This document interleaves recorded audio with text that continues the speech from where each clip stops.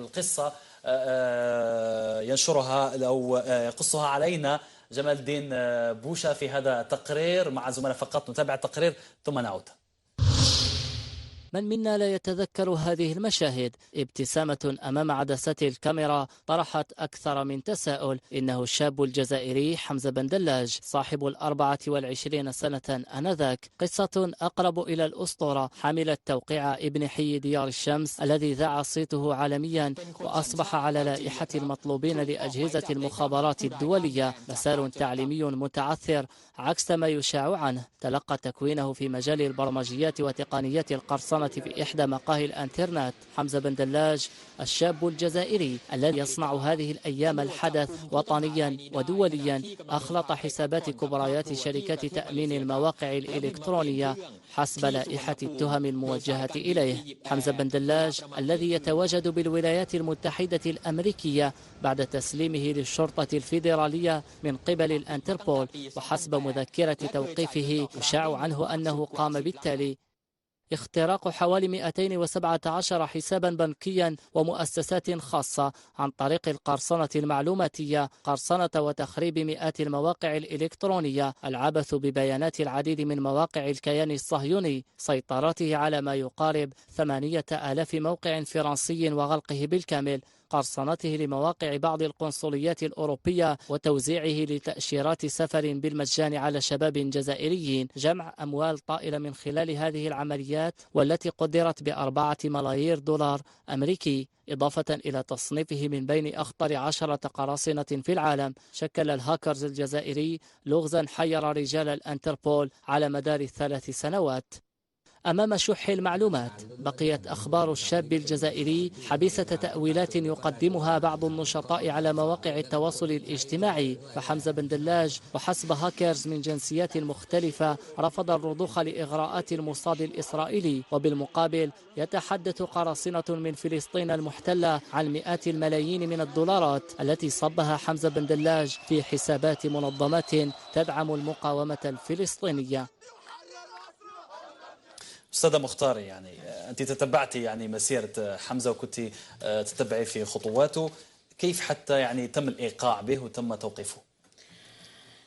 بالنسبة للإيقاع بحمزة هي كانت مسألة انتقام بينه وبين الروسي، لأنه الروسي دخل في محادثة مع الروسي اللي راه مطلوب أيضا كما قال أستاذي المحترم، اللي هما يحميهم القانون ديالهم وتحمى الرعاية ديالهم. هذا اللي للأسف الشديد نقولوه بكل صراحة ينقصنا الكثير يعني فيه.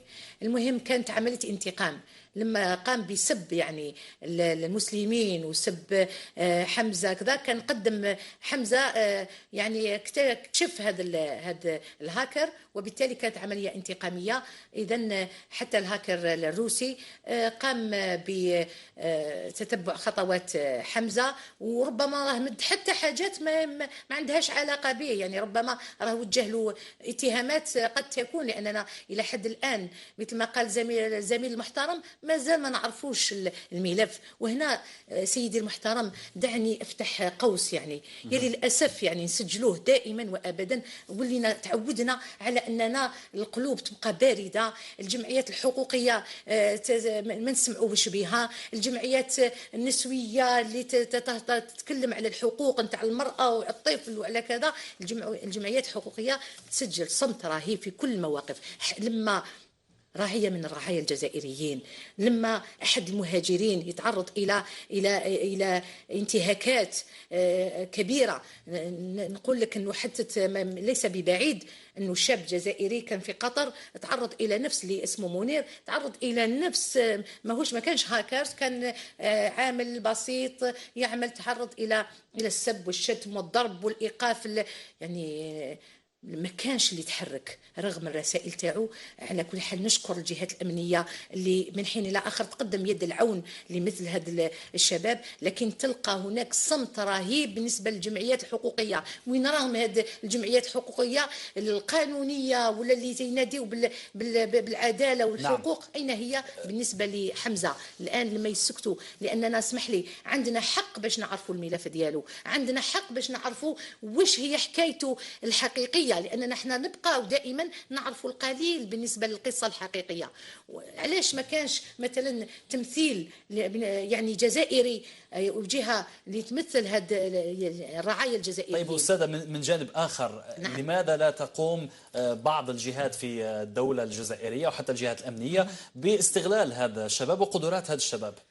نقول لك علاش. احنا على كل حال من نقصوش من قيمه الجهات الامنيه، لان نشكروها كثيرا بالمناسبه، لانها لولاها لما بقى الوضع مثل ما رانا عليه، خاصه نعرفوا التكالب اللي راه على شبابنا وعلى بلادنا وعلى خيراتنا. انا دائما اجدد الشكر لهم، ولكن كاين هناك فقط نقطه ربما البعض ما يفهمهاش. اولا هاد لي هاكرز لما يكونوا في تواصل او لما يكون تبان لنا القدرات نتاعهم، حتى يعني الجهات الأمنية هما ما يقدروش يوصلوا للجهات الأمنية، ما يعرفوش طريق. أحيانا تلقى عنده معلومات أمنية خطيرة يحب يوصلها، لكن للأسف ما يلقاش اللي يقدر يوصلها له بأمانة. يعني كاين ناس تنتهز تبزنس في هذه المعلومات، توجهها توجيه آخر، إذا هما يفتقدوا إلى الطريق، ما يعرفوش الطريق اللي تؤدي إلى الجهات الأمنية. وجهاتنا الأمنية يعني ما يقدروش في كثير من الأحيان ما يقدروش يتأكدوا أنه هاد الأشخاص هم أشخاص يعني راح يقدموا ما هو إيجابي لدولتهم ولا الغير، ما نقولوش برك لدولتنا. طيب، يجب الاستفادة من بعض العقول وبعض الشباب، يعني النوابغ في هذه الأمور. على كل، أنا أريد أن أسأل فقط أمين بن كراودة، أعلم أنه لديك إضافة فيما يخص هذا الجانب. كنت سأسألك إن كانت فيه أمثلة عن حالات من هذا النوع سجلت في الجزائر. طبعا في المحاكم الجزائرية وفي الأروقة المحاكم الجزائرية يوجد جرائم إلكترونية عادية، يعني أنه شخص ارتكب جرم إلكتروني وفقا لمواد القانون العقوبات الجزائري. مثلا جرم إلكتروني، جرم إلكتروني مثلا هو باش نعاود ابتزاز ناس بصور، هذه الأمور بسيطة يعني لم تصل لهذه الدرجة. شوف، ابتزاز ناس بصور بالضرورة ما تكونش عندها تكييف قانوني في الجانب الإلكتروني، يكون عندها تكييف قانوني فيما يخص الجانب المخل بالحياة أو جوانب بالمساس بالحياة الخاصة للأشخاص. نتحدث هذيك الآليات عن أمر مشابه لهذا الأمر، يعني شوف قرصنة مواقع إلكترونية كبيرة، قرصنة بنوك. باش نولي القضية حمزة في الجزائر، أول سؤال مبادر للذهن كيف أن أمريكا اكتشفت حمزة؟ هو سؤال مطروح. نعاود قلت لك نولي كاين مركز المراقبه الامن المعلومات موجود في امريكا ويعمل مع الاف بي اي في امريكا.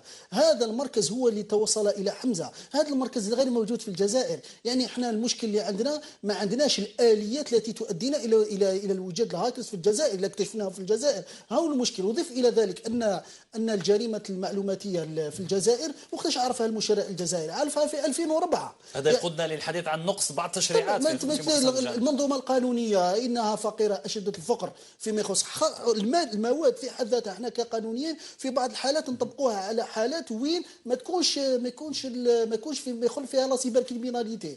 احنا مثلا نعطيك مثال انه شخص يحذف معلومات من جهاز اعلام الي تاع شخص ثاني، هل تعتبر سرقه؟ هنا كقانونيين هل نعتبروها سرقه؟ هل نطبقوا عليها الماده 394 مكرر؟ في بعض الحالات نلقاو انه القضاء الجزائري يلقى اشكاليه، لانه سرقه المعلومات لا يوجد ما يعرف بسرقه المعلومات.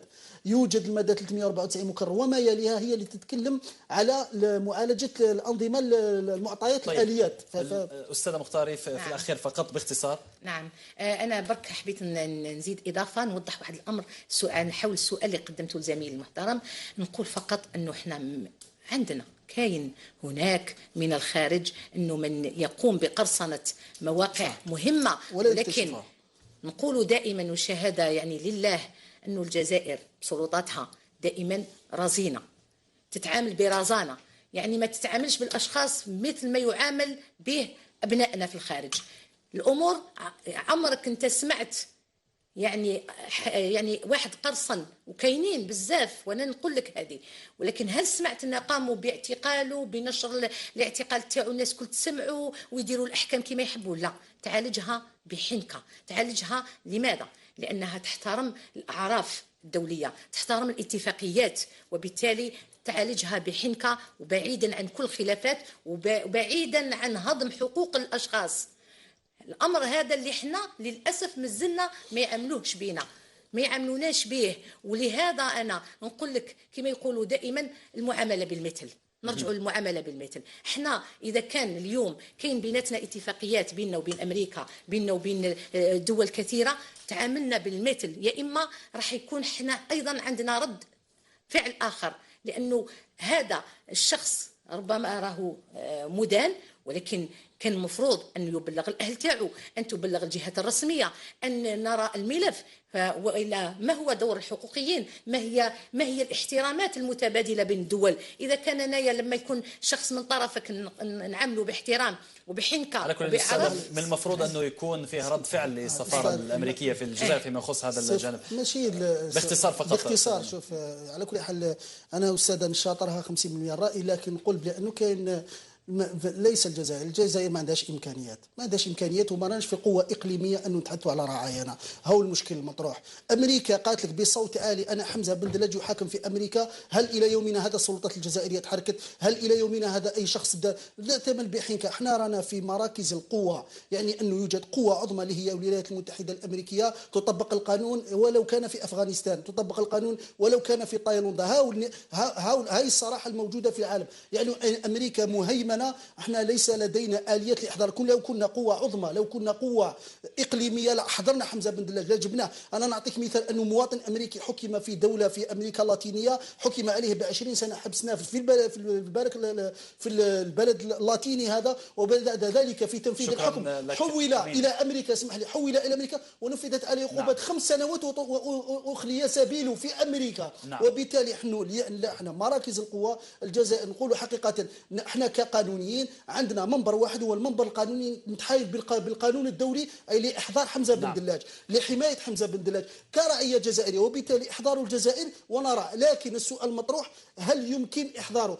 نعاود نقولوا برك القضيه الخليفه دخلنا في صراع قانوني مع انجلترا لمده 8 سنوات على ما اظن لاحضار الجزائر. وبالتالي احنا نقولوا مراكز القوه الاقليميه انه حنايا كدوله لا يمكن لنا باستثناء الاتفاقيه الدوليه لاحضار حمزه بن دلج. استاذه مختاري في باختصار شديد تعقيب على زميلي، انا اتفهم فقط ربما اليأس تاع زميلي في امور، وهذا لانه نعيشوه صراحه يعني، ولكن فقط نطمن زميلي المحترم نقول له الجزائر عظيمه وراءها، واللي واقفين عليها رجال عظام، وبالتالي لما يقولوا الشيء كما يقول الله سبحانه وتعالى كن فيكون. حتى الجزائر عندها ناس اللي لما تحب وتحط لو القضيه تاع بن دلاج تاخذ بعين الاعتبار، والسلطات الجزائريه تفرض كلمتها كما فرضتها في كل محافل. شكرا لك زهية مختاري، باحثة في الجرائم الإلكترونية، وأمين بن كراودة المحامي. شكرا جزيلا لكما. إلى موضوع صنع جدلا على أكثر من صعيد. من منا لا يتذكر هاجر، ذلك الشاب المبتسم أو كما يحبذ الكثيرون الإطلاق عليه، حيث أفادت مواقع إخبارية أن محكمة أمريكية أصدرت حكم الإعدام على الهاكر الجزائري حمزة بن دلاج بعد عدة اتهامات، منها قرصنة مئات المواقع عبر أنحاء العالم، وقد تم القبض عليه سنة 2013 بتايلاند بعد بحث من قبل الانتربول دام أكثر من 3 سنوات كاملة، وذلك بعد الكشف بأنه من بين أخطر 10 هاكر في العالم والمطلوبين لدى المحكمة الأمريكية، ثم رحل إليها بأمر من الاف بي اي. إذا مشاهدينا الكرام، تحضر معنا في البلاتو والدة هذا الهاكر السيدة زبيدة جلفاوي، والدة حمزة بن دلاج. أهلا بك سيدتي الكريمة. مرحبا سيدتي. إذا مشاهدينا نذكركم سيدتي هذا أول ظهور إعلامي لك على وسيلة إعلامية جزائرية للحديث عن هذه الإشاعة التي انتشرت في وسائل الإعلام سواء الغربية وحتى العربية. البعض يعتقد بأنها إشاعة. ما هي يعني تفاصيل هذا الموضوع بالنسبة لعائلة هشام؟ والله ما على بالي. أو حمزة عفوا. صح، تفاجأت أنا سمعت الخبر هذا. كيف تلقيت هذا الخبر؟ هل صدقته بالوهلة الأولى؟ ما أمنتش أنايا، ما جاتني صدفة. كيفاه مش وليدي إرهابي باش قلت له يحكم عليه بالإعدام، كاش منها ما كنتش توقع فيها. طيب هل تلقيتي ربما اتصال لا نقول من خارج البلاد وإنما حتى من داخل من السلطات هنا بالجزائر؟ ما تلقيتيش اتصال خلال هذه الفترة التي سجن بها؟ جامي. ما هي رسالتك الآن سيدة زبيدة في هذا عند يعني أنت التجأتِ إلى قناة النهار حتى توصلي رسالتك لمن يتابعنا الآن في قضية حمزة؟ وش الرسالة اللي حابة توصليها للمشاهد الكريم اليوم أو السلطات اللي ممكن أنهم يعاونوك في هذا المجال؟ وش نقول أنا وش نقول الجزائر على بالي بلي تحبوه، الناس كامل تحبوه وليدي، وما كاش منها بلي وش راح يحضروا عليه، كاين منها زعما دار كيما راهم يحضروا جامي. أنا نعرف وليدي ما دار ما. طيب سينو أنا تمنيت نروح ليه، تمنيت نروح نشوفه لو كان ساعة هكا. أنا راني نحضر في روحي باش نروح ليه. يعني خلال هذه ال4 سنوات عن غيابه هل كان هناك تواصل بين حمزة والعائلة؟ يعني ما عندي حتى خبر عليه. يعني حتى عندما تم القبض عنه لم يكن من طرفه؟ لا يعني سي. كان ذلك آخر اتصال بينكم وبينه؟ هضرت معاه. ماذا قال لك؟ هل لك أن تذكرنا بتفاصيل عند القبض عليه؟ ما قال لي والو. طيب المعلومات المتوفرة ربما عند رجال الإعلام بعد احتكاكهم، ربما أنت رفضتي الحديث لوسائل الإعلام من قبل، رجال الإعلام لما اتصلوا بجيرانه وبأقاربه من بعيد ولا الوسط اللي كان عايش فيه يقولوا باللي كان إنسان لا يقوى على أذية ربما حتى حشرة، وبالتالي كيف يمكن له يعني كيفاش يقدر هذا الشاب اليافع الذي كان معروف بأنه مجتهد في دراسته أنه يستطيع أن يقوم بكل هذا وفي هذا الظرف. صح. الهضره اللي هضروا عليه كامل صح حنين، ما عنده حتى حنين بزاف. هذه النقطة كلمينا حدينا سيدة زبيدة جلفاوي، كيفاش كان حمزة في البيت طفولته؟ كيفاش كان مثلا اذا كان هو كنتي عندك معرفه عن القرصنه هذه اللي يقوم بها، ربما كنتي تشاهديه دائما، ربما كنتي تشاهديه على الحاسوب يستخدمه دائما. صح هو يخدم. كيفاش كان هو في معاملاته معاكم مع الاصدقاء نتاعو؟ احكي لنا على حمزه، الناس اللي ما تعرفوش نعرفوه. عادي ما يهدرش كيما حطوا عليه بزاف. دراسته مثلا دراسته يقرا برا بدراهم. وش هو البلد اللي راح ليه واللي درس فيه التخصص تاعو؟ يعني وش اللي قراه بالضبط؟ البلدان اللي راح لهم اللي هضروا عليهم كاع راح ليه. طيب السلوك ربما اللي عنده علاقة بهذا الشيء اللي هو اتهمه به، ربما هو الساعات اللي يقعدهم على الحاسوب. قداش كان يقعد حمزة على الحاسوب في الدار؟ حاسوب نورمال ساعة ساعتين كما يتبعوا الناس. نورمال هكا يقعد كيما مال في يروح الانترنت كيما كان صغير هكا في عمره 14 سنة. هو يتقيب من الدار راح خرج راح قريب واحد 7 سنين ولا 6 سنين ما جاتني عليه حتى معلومات حتى نعيط لي. طيب هل يعاني ربما حمزة من مشاكل صحية أو نفسية حتى يعني أو ظروف عائلية ربما خاصة؟ ظروف شوية مثلا احكي لنا شاركينا. نورمال الظروف بالك كشفني ما تفهموش في الدار أنا وباباه، ما عندنا لي بروبليم هكا، هو ما يحبش المشاكل. سيدة زبيدة جلفاوي، هناك حديث الناس يتكلموا بأنه حمزة من الأشخاص اللي عندهم أثرياء في الجزائر، يعني الناس اللي عندهم المال في الجزائر هو اللي يسمح له أنه يسافر. هو يعني هل ممكن يعني إذا كان أمر شخصي يعني، لكن اسمحي لنا بأنه ندخلوا في خصوصية نوعا ما نظرا لطبيعة الموضوع، كيف هي وضعيتكم الاجتماعية؟ نورمال يعني حالتكم عادي، أفطر عندي ونورمال ناكل كيما الناس. من أي منطقة هو يعني منطقة بالضبط؟ وظروفكم كيفاش؟ يعني عائلة بسيطة في نورمال. هو عايش في زايد في القبة، كنا ساكنين في القبة نورمال، يسمع عايش نورمال كيما الناس نورمال. طيب تقول الأنباء والأخبار وجل وسائل الإعلام يتحدثوا على أنه تحصل عن طريق يعني قرصنة مواقع لمؤسسات واختلاس ربما لأموال من البنوك، يعني يقولوا بأنه هذه الأموال هي اللي مكناته من الانتقال ربما من بلد إلى آخر. ما شكيتش. ما كنتش تشك أنت حتى في تصرف لما كان في المنزل؟ ما شكيتش، ما عنده والو، نورمال. طيب رسالتك اليوم؟ واصل. تفضلي. انا شوف انا الحاجه اللي حبيتها درك وجيت وخرجت، ما كنتش رايحه نبان في الصحافه ولا نخرج ولا حاجه واحده اللي هزتني كي شفت خرجوا هكاك في الاخبارات باللي حكموا عليه بالاعدام. هذه هي الحاجه الوحيده اللي هلكتني بزاف. هذه اللي طيب وش تتوقع انت في قادم الايام؟ هذه اللي وجعتني، ما كنتش نستنى فيها. إضافة للإعلام فقط، هل طرقتي أبواب أخرى يعني كان وضع محامي من أجل حمزة؟ ما درت حتى محامي. هل تعتقدين بأنه الوقت الحالي لابد الآن أنك تأخذي هذه الخطوة خاصة بعد هذه الإشاعة؟ إن شاء الله.